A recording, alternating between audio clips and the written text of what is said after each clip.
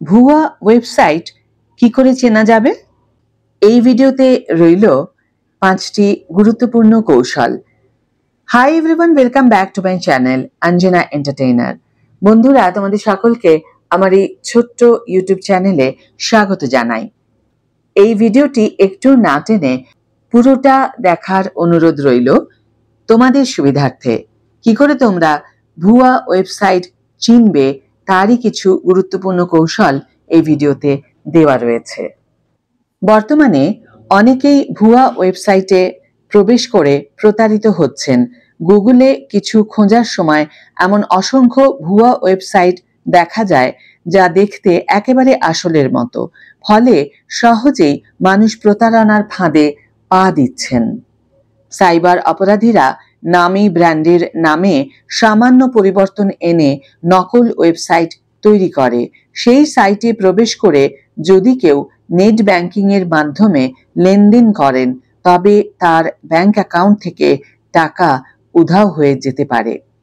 তাই এই ধরনের প্রতারণা এড়াতে কিভাবে ভুয়া ওয়েবসাইট চেনা যায় তা জানা দরকার।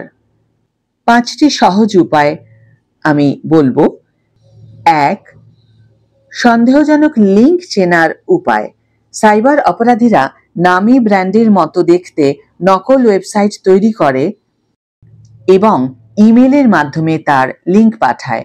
যদি কোনো অজানা ইমেল আইডি থেকে লিঙ্ক আসে, তাহলে তা কখনোই ক্লিক করা উচিত নয়, বিশেষ করে যদি তা আকর্ষণীয় অফার বা পুরস্কারের লোভ দেখায়। 2. ইউআরএল-এ HTTPS আছে কিনা দেখতে হবে। যে ওয়েবসাইটে HTTPS নেই এবং কেবল HTTP রয়েছে, সেগুলি নিরাপদ নয়। শেষে S থাকা মানে ওয়েবসাইটটি এনক্রিপ্টেড ও তুলনামূলক নিরাপদ। তাই লেনদেনের আগে ইউআরএল ভালোভাবে পরীক্ষা করতে হবে। 3. গুগলে সার্চ করে যাচাই করতে হবে। কোনো ওয়েবসাইটের লিঙ্ক ইমেলে পেলে তা সরাসরি গুগলে সার্চ করতে হবে।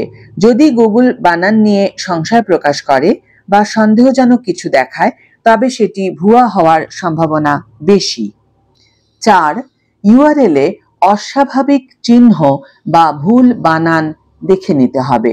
ভুয়া ওয়েবসাইটের ইউআরএল-এ সাধারণত ছোটখাটো বানান ভুল, সংখ্যা, অতিরিক্ত ডট বা বিশেষ চিহ্ন যেমন স্মাইলিজ, সিম্বলস এগুলো থাকতে পারে। তাই ওয়েবসাইটের লিঙ্ক যাচাই করে তবেই তাতে ক্লিক করা উচিত। 5. সন্দেহজনক ফোন নাম্বার এড়িয়ে চলতে হবে। অনেক ভুয়া ওয়েবসাইটে যোগাযোগের জন্য মোবাইল নাম্বার দেয়া থাকে। বিশেষ করে অনলাইন হোটেল বুকিং বা ব্যাংকের নামে খোলা সন্দেহজনক ওয়েবসাইটে এমন নম্বর পাওয়া যায়। এই নম্বরে কল করলেই সাইবার অপরাধীরা প্রতারণার ফাঁদে ফেলতে পারে, তাই সতর্ক থাকতে হবে। সতর্কতা সম্পূর্ণভাবে অবলম্বন করতে হবে নিরাপত্তার জন্য। জাতীয় সাইবার নিরাপত্তা বিভাগ জানাচ্ছে, মোবাইলের ছোট স্ক্রিনে ওয়েবসাইটের ইউআরএল ঠিকমতো দেখা যায় না, ফলে অনেকেই ভুল লিঙ্কে ক্লিক করেন। তাই অনলাইন লেনদেন বা কেনাকাটা করার সময় অবশ্যই ইউআরএল এবং অন্যান্য তথ্য যাচাই করতে হবে। নিরাপদে থাকতে হবে, সাইবার অপরাধ থেকে দূরে থাকতে হবে। আজকের ভিডিও এখানেই শেষ করছি বন্ধুরা।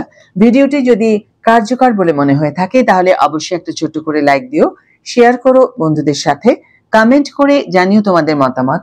যারা এখনো আমার চ্যানেলটিকে সাবস্ক্রাইব করোনি, তারা অবশ্যই চ্যানেলটিকে সাবস্ক্রাইব করে আমার পাশে থেকো। আর যারা অলরেডি সাবস্ক্রাইব করে দিয়েছো, তাদের জন্য আমার অনেক ভালোবাসা এবং অনেক ধন্যবাদ। আজ তাহলে বিদায় বন্ধু, দেখা হবে পরের ভিডিওতে। ভালো থেকো, সুস্থ থেকো, সঙ্গে থেকো।